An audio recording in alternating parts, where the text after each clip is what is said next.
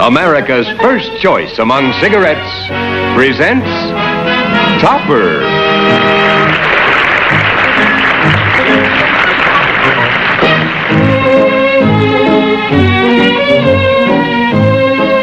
Starring as Marion Kerby, the loveliest ghost in town, and Jeffries.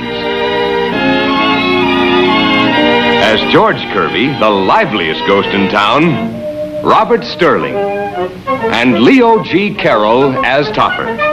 Oh, yes, and the deadliest ghost, Neil. And there are only 3 people in the world who can see or hear them. You and I and Cosmo Topper.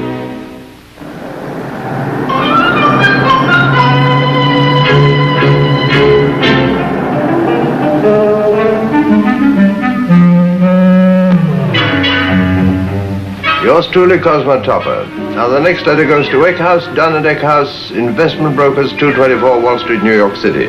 Dear sirs, what do you think you're doing? I want to be your secretary. Oh, Topper, I'd make a perfect secretary because nobody could see me or hear me but you. Oh, please get off my lap. But I can handle all your correspondence. Remember, I'm a ghostwriter. I've had enough of your shenanigans. Oh, Topper, darling. Aren't you attracted to me? Oh, I find you very attractive. But I wish you'd control your attractions until after office hours. Oh, but we can combine business and pleasure.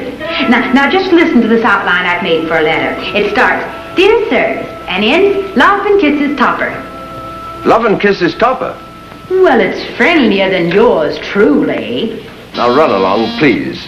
Besides, as the letter goes along, you can get to know each other better. You know, look here, I'm very busy. You'll have to go. I just wanted to see how you run the bank. I don't run the bank. Mr. Schuyler does. Now go away. Don't come back. Miss Erskine. Miss Erskine, why are you so long in coming? You'll have to make up your mind, Mr. Topper. Do you want me or don't you? Of course I want you.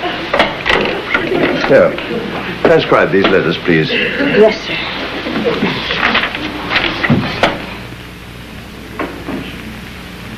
Yours truly, Cosmo Topper. Now, the next letter goes to Eckhouse, Dunn & Eckhouse, Investment Brokers, 224 Wall Street, New York City. Dear sirs, what do you think you're doing? Please get off my lap. I've had enough of your shenanigans. I find you very attractive. I wish you'd control your attractions until after business hours. Love and kisses. It didn't take long for the old redhead to learn the score about Camel's mildness and flavor. Friends, you try Camels for 30 days. Make your own 30-day Camel mildness test and learn why. For mildness, for flavor, Camels agree with more people than any other cigarette. There's Mrs. Beatty to see you, sir. Beatty? I don't know any Mrs. Beatty. She says she knows you. Oh, all right, bring her in. Mrs. Beatty? Topper, darling. Ellen. Well, I thought your married name was Johnson. Oh, Mr. Johnson and I are divorced. If you're wondering about Beatty, we're divorced too. Oh, your Aunt Emma hasn't kept me up to date. She's probably been too busy counting the Baskerville millions. I have to talk fast, darling. Aunt Emma's outside with Mr. Schuyler. I sneaked in to ask you a favor. What can I do for you? Well, you can help me get married. Well, you're getting along very well without me. Has he a name? Uh-huh. Larry Hartford. Not the great lover of the silver screen? Yes, and he's not a bit overrated. Does Aunt Emma agree with you? That's where you come in. You have only to meet him and make up your own mind about him. Then I want you to convince Aunt Emma how wonderful he is. Oh, is that all? She's probably in here. Oh, I'll bring him over for dinner Saturday night. Don't tell Aunt Emma. In fact, don't tell anyone. Why did you sneak away from me? I didn't sneak, Aunt Emma. I just came in to see my favorite godfather. Well, Topper, aren't you going to ask Mrs. Baskerville to have a seat? Why, yes, of course. Mr. Schuyler, if I want a seat, I'm perfectly capable of taking it myself. Stop following me. How are you, Mrs. Baskerville? Still rich. If you'll excuse me, darling, I have to run along. I have an appointment at the hairdresser's. Take Schuyler with you. Get him a new head. Oh, Mrs. Baskerville, Oh, go float alone. Goodbye, darling.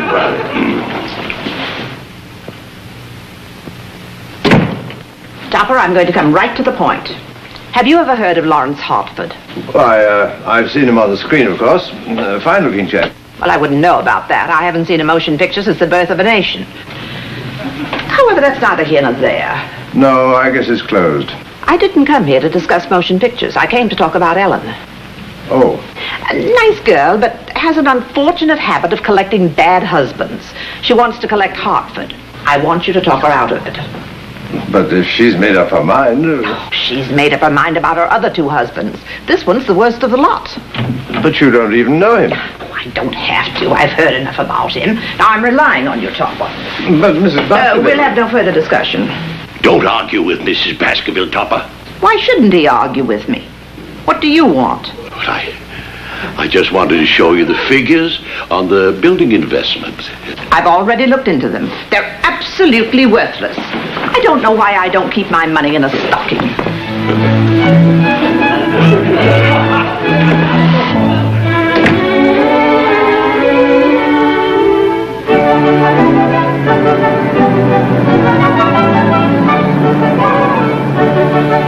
George, I'm going shopping. I haven't a thing to wear for Larry Hartford. Hey, it's too late to go shopping. All the stores are closed. That's the best time.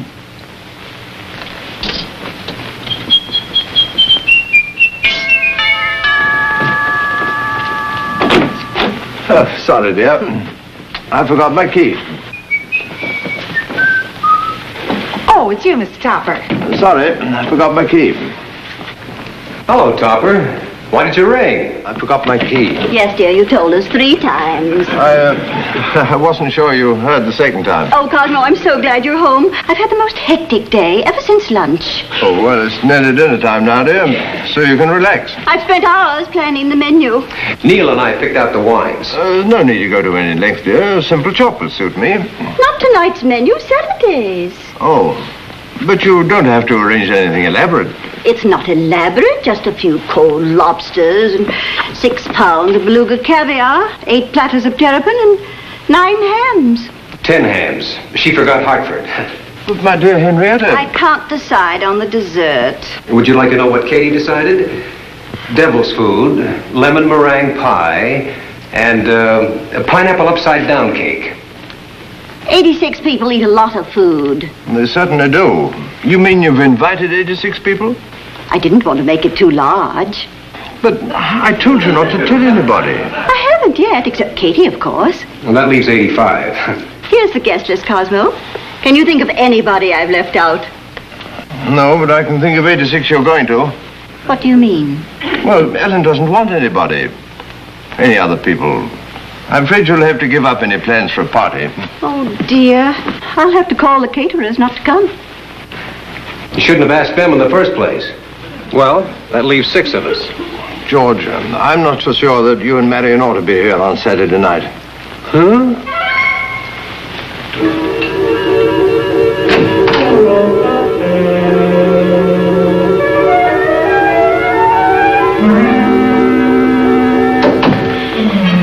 The caterers were terribly disappointed. Henrietta, how would you like to take Ellen and Hartford to the Club 22 on Saturday night? You mean not have dinner at home? Well, I don't see that it's possible to do both. Unless, of course, we get very hungry. Well, since you won't let me have people here, maybe there'll be someone to see us with Larry Hartford at the club. Not that I mind, of course. Oh, splendid, dear. Only don't talk about it to a soul. Why not? Well, if it gets around that Larry Hartford has made a reservation, there may be so many reservations that we won't be able to get a reservation.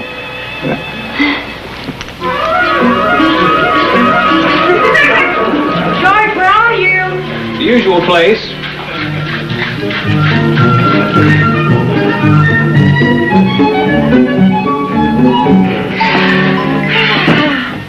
I'm going to look so beautiful for Larry Hartford that he'll be heartbroken he can't see me.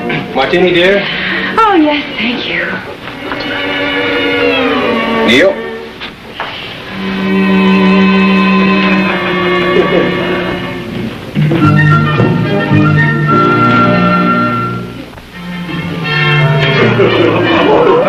Hey, you must have made him too strong. They're 4-1, Neil. On the wagon. Bad dog. Good martinis. Drink 'em up. Oh, you forgot the most important thing. Sorry, old boy.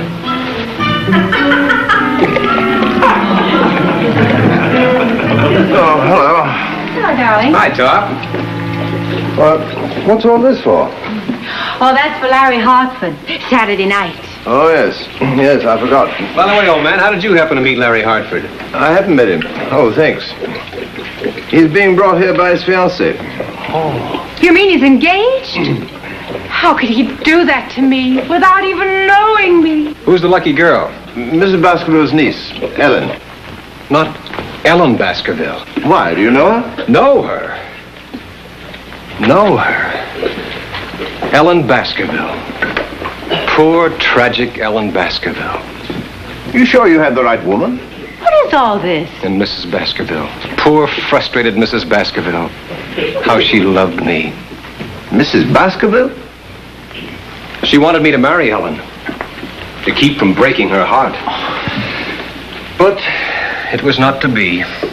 Okay, Hamlet, come clean. Where did you meet this poor, tragic heiress? I'd rather not talk about it. I wonder if she knows I'm dead. If you ask me, she never knew you were alive. Please, Marion, don't be bitter. Ellen was a part of my life before I knew you. A memory tender and unsullied. Too bad I can't play the violin. She only married to forget me. In that case, she's forgotten you twice. And about to do it again. I'd like to forget you. For Larry Hartford. Probably reminds her of me. It may interest you to know she's deeply in love with this fellow Hartford. Nonsense. Everybody knows about Hartford. He's a lazy, dissolute drunk. He probably reminds her of you. Well, Mrs. Baskerville agrees with you. And she's never seen the man. You mean you're promoting this romance behind her back? Well, that's better than looking at her. Besides, what business is it of yours? Well, I can't let Ellen throw herself away on a man like that. After all, she's still on the rebound from me. Poor child. What a life she's had. Constantly reminded of the little things she loved about me. My manliness, my tenderness, my wit. Isn't there some way to stop him? You're the magician. Always her image before me. Always my image before her. My body on another man's face. My face on another man's body.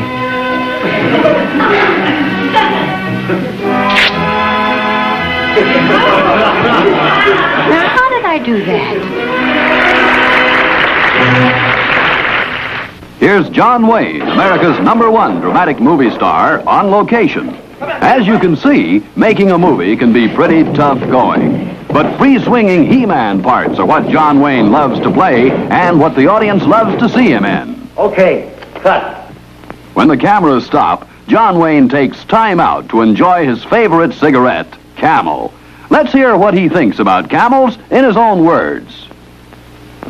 Well, after you've been making a lot of strenuous scenes, you like to sit back and enjoy a cool, mild, good-tasting cigarette.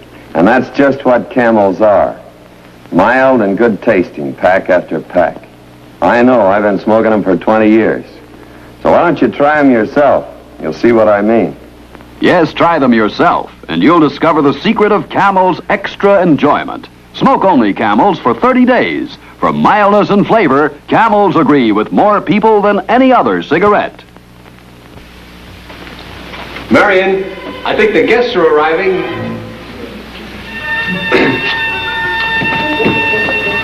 Marion. Topper? Ellen?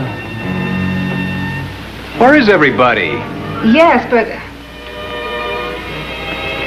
No, I can't get his autograph for you. Katie, where is everybody? They've taken Mr. Hartford out for dinner. Where to, Katie? Where to? I promised not to tell where to. You've got to tell me. I don't care if you are my sister. A promise is a promise. Marion! Marion! They've sneaked out on us. Oh, well, if you're going to get mad, Club 22. Marion, where are you? Yes, that's where they all went. Where, Katie, where? I don't know. Marion! I don't know where they're going after the Club 22. Marion's gone, too. No. Mr. Hartford didn't come here at all. Katie, I'll give you $10 if you tell me where they've gone to. They all went to the Club 22. Some people would do anything for money.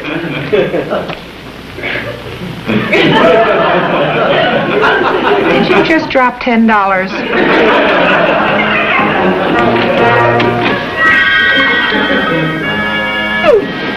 You closet drinker.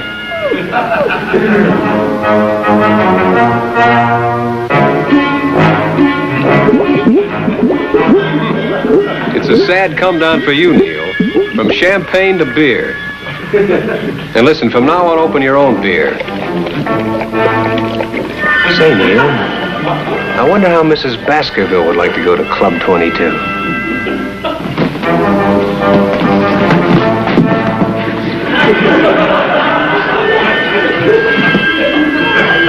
Not me, brother. I haven't got time to open all those cans.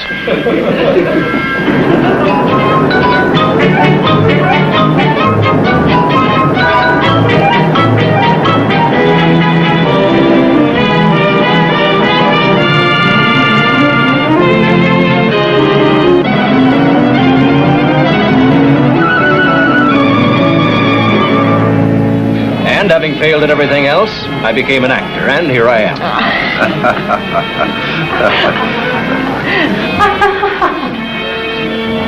How did you know we were here? You invited me, remember? I tailed you, you double-crossing baboon. What are you looking for, Cosmo? Just looking, dear. If it wasn't for George, I didn't tell him. Couldn't stand to watch us mooning over that Ellen Baskerville. Woman at table 12. Just sign it to Flossie. Love and kisses. Wait, you shouldn't keep worrying, Mr. Hartford. Shh, the head waiter might hear you.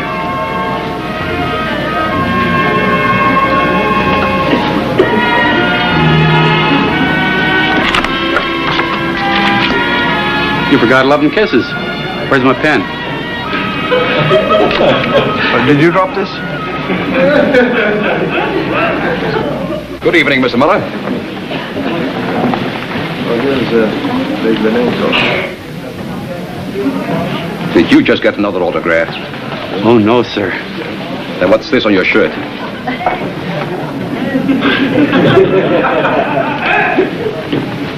I put it there to remind me, sir. All right.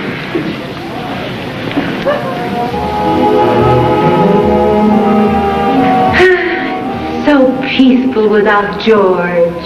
Well. George! Take it away. Throw it out. It's tainted. It doesn't look tainted to me. Well, I think I know tainted meat when I see it. Why, I was practically raised on tainted meat. You conniving weasel. Do you wish to order something else, sir? It brings the same thing. Untainted. Poor tragic Ellen. This is George. You're George. Ooh, What's the matter, Don? I felt something cold and clammy. That was George. You're clammy, George. I hope you're not starved, Mr. Hartford. Not a bit of it. And please call me Larry. You can even call him Hinkle. That's his real name, Hinkle. Hinkle. That sounds like a bell. Say something to me, darling, to prove that you still remember. I hear you're living in the Kerby house. Yes. Always my name on her lips. Did you know the Kerbys? Well, only George. You've just stirred the ashes of a cruel memory. You've just poured salt on an open wound. Don't cry, darling. You remember I told you about George Kerby, darling. Oh, yes. Poor tragic Ellen. It's hysteria from grief. You ordered the filet mignon, didn't you, sir? We all ordered it. Would you mind putting your name opposite it? The chef doesn't understand French. You must be doing a lucrative business. It was better last week with Gable. If you have anything to say to me, sir, please don't put it on my shirt. It all happened when I was visiting Aunt Emma several years ago. George's wife was away for the weekend. That's how I happened to see the house. So that's how she happened to see the house. Well, she just came to tea with her Aunt Emma. George sneaked me in late one night. With Aunt Emma. For tea.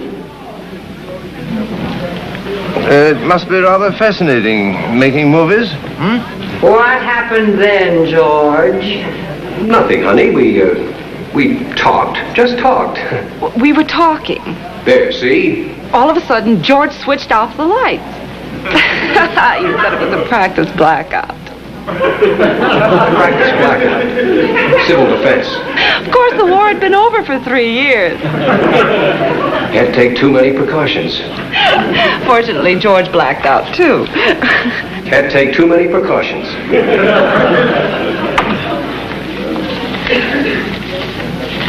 Hey. Captain, I'm sorry, madam. We have no more tables. I didn't come here to buy furniture. Where is Mr. Topper sitting? This way, madam.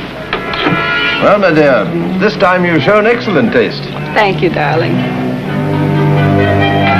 Topper, what is it? Cosmo, was it the meat? Good evening. Mrs. Baskerville. Aren't you going to ask me to sit down? Well, by all means. Would you mind signing for this chair? Oh, put it on the bill. Lovely weather we're having, haven't you? Haven't I? Did you bring me here to ask riddles? George, did you bring that old battle axe here? I was here long before she was. I'd rather you'd brought Neil. I would have, but he had some legal matters to attend to. Legal matters? Yeah. When I left, he was working on a case in the closet. I didn't know you were coming, Auntie. You didn't? Who is this?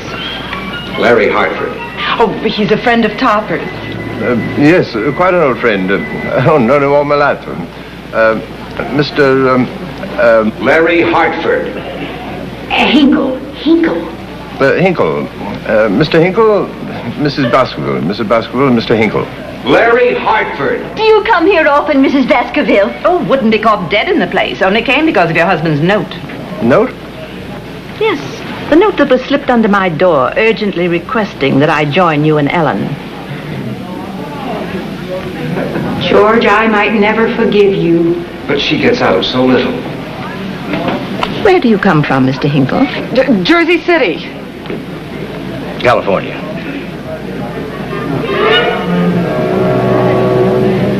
I could kill you. It's too late. You coward, don't you try to get away.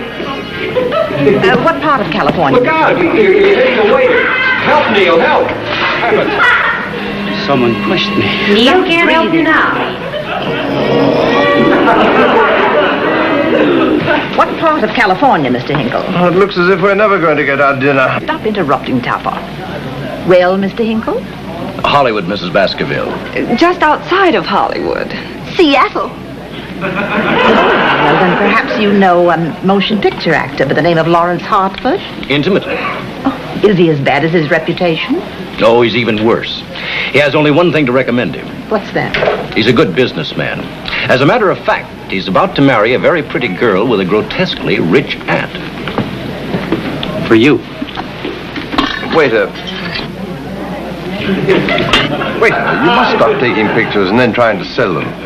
Save your breath, Topper. And for pity's sake, Mr. Hartford, sign that picture and be done with it. You mean Mr. Hinkle, don't you, Auntie? Well, natural mistake.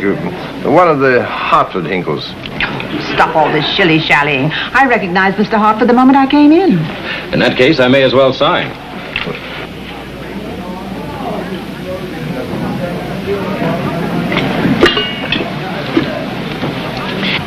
It's not Topper's fault, Aunt Emma. Mr. Topper, it occurs to me that if you're so deceitful about these personal matters, you may be equally so about financial matters. I refer to your handling of my affairs at the bank. Now, just a moment, Mrs. Baskerville. I beg your pardon? You should. You're a selfish, domineering woman, and a bully to boot.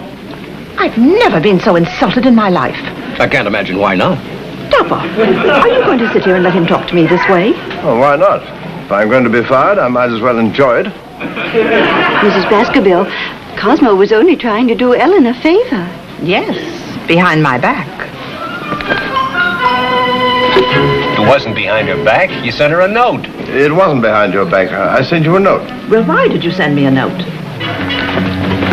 You wanted to show her that Hartford wasn't such a heel after all. I just wanted to show you that Hartford wasn't such a heel after all. Oh, sorry, old man. Don't mention it. Is this the truth? Have you seen George? No. What? No more bullying. I want to enjoy my dinner. Cosmo, apologize to Mrs. Baskerville. If he does, I'll have him fired. And as for you, young man, at least I'm glad to see that you're not scared of me. Oh, but I am. Scared to death. Now, where could George have gone? Bring your young man around tomorrow. I want to see if he's as romantic in the house as he is on the screen. I thought you never went to the movies. I didn't until last night. You know, you're not a bad actor. Thank you. You're not a bad actress.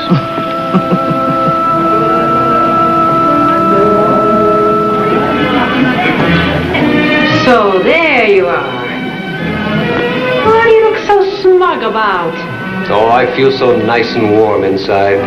Bringing these two lovely people together.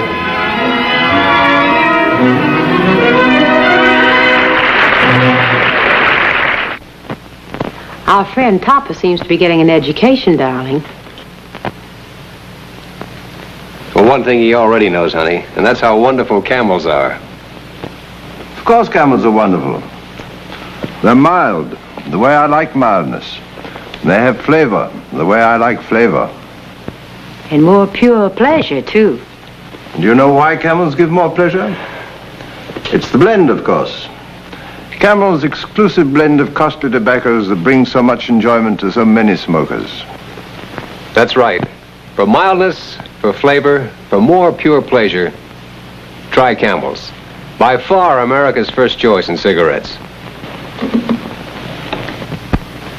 Each week, the makers of Camel send thousands of gift packs of Camel cigarettes to members of our armed forces and hospitalized veterans. This week, free Camels go to Veterans Hospitals, North Little Rock, Arkansas, and Omaha, Nebraska. U.S. Army Hospital, Fort Dix, New Jersey, U.S. Naval Hospital, Memphis, Tennessee, the Military Air Transport Service, which evacuates virtually all of our overseas sick and wounded personnel. Topper, brought to you every week by the makers of Camel cigarettes, is directed by Lou Landers. A John W. Lufton, Bernard L. Schubert production. Produced by John W. Lufton. Starring Ann Jeffries, Robert Sterling, and Leo G. Carroll. Featuring Lee Patrick as Mrs. Topper.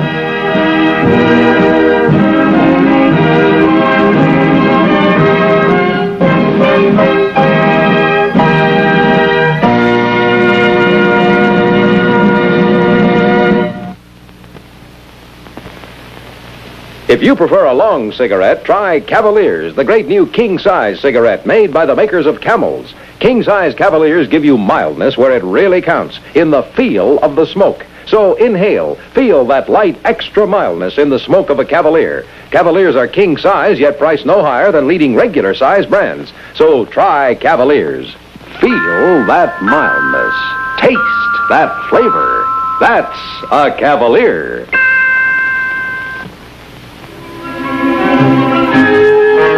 Poor, tragic Ellen.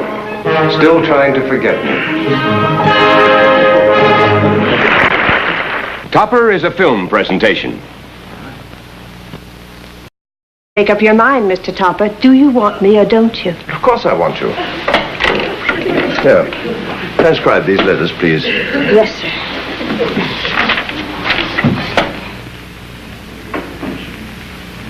Yours truly, Cosmo Topper. Now, the next letter goes to Eckhouse, Dunn & Eckhouse, Investment Brokers, 224 Wall Street, New York City. Dear sirs, what do you think you're doing? Please get off my lap. I've had enough of your shenanigans. I find you very attractive. I wish you'd control your attractions until after business hours. Love and kisses. It didn't take long for the old redhead to learn the score about Camel's mildness and flavor. Friends, you try Camels for 30 days. Make your own 30-day Camel mildness test and learn why. For mildness, for flavor, Camels agree with more people than any other cigarette. There's Mrs. Beatty to see you, sir. Beatty? I don't know any Mrs. Beatty. She says she knows you. Oh. What do you think you're doing? I want to be your secretary. Oh, Topper, I'd make a perfect secretary because nobody could see me or hear me but you. Oh, please get off my lap. But I can handle all your correspondence. Remember, I'm a ghostwriter. I've had enough of your shenanigans. Oh, Topper, darling. Aren't you attracted to me? Oh, I find you very attractive. But I wish you'd control your attractions until after office hours. Oh, but we can combine business and pleasure. Now just listen to this outline I've made for a letter. It starts, Dear Sirs, and ends, Love and Kisses Topper. Love and Kisses Topper? Well, it's friendlier than yours, truly. Now run along, please. Besides, as the letter goes along, you can get to know each other better. You know, look here, I'm very busy. You'll have to go. I just wanted to see how you run the bank. I don't run the bank. Mr. Schuyler does. Now go away. Don't come back. Miss Erskine. Miss Erskine, why are you so long in coming? You'll have to make...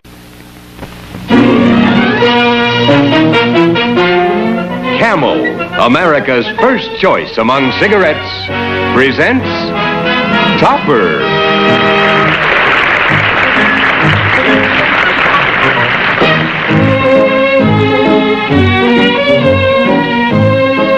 Starring as Marion Kerby, the loveliest ghost in town, and Jeffries.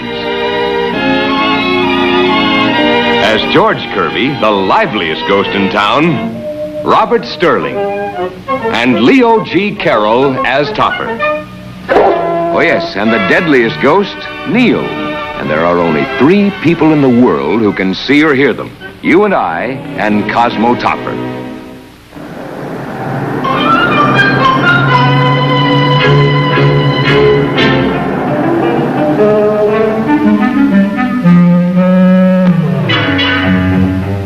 Yours truly, Cosmo Topper. Now, the next letter goes to Eckhouse, Dunn & Eckhouse, Investment Brokers, 224 Wall Street, New York City. Dear Sirs. All right, bring her in. Mrs. Beatty?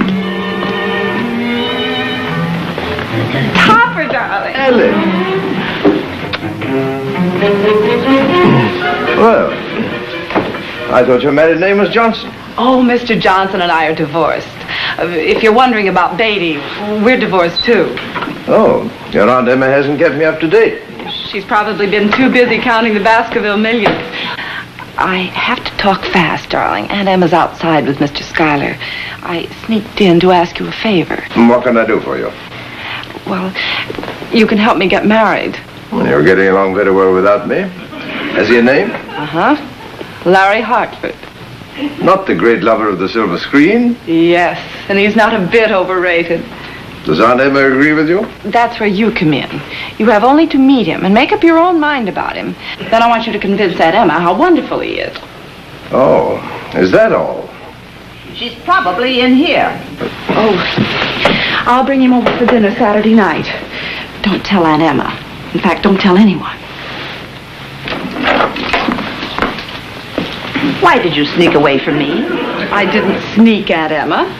Just came in to see my favorite godfather. Well, Topper, aren't you going to ask Mrs. Baskerville to have a seat? Why, yes, of course. Mr. Schuyler, if I want a seat, I'm perfectly capable of taking it myself. Stop following me. How are you, Mrs. Baskerville? Still rich. If you'll excuse me, darling, I have to run along. I have an appointment at the hairdresser's. Take Schuyler with you. Get him a new head. Oh, Mrs. Baskerville, Oh, go float alone. Goodbye, darling.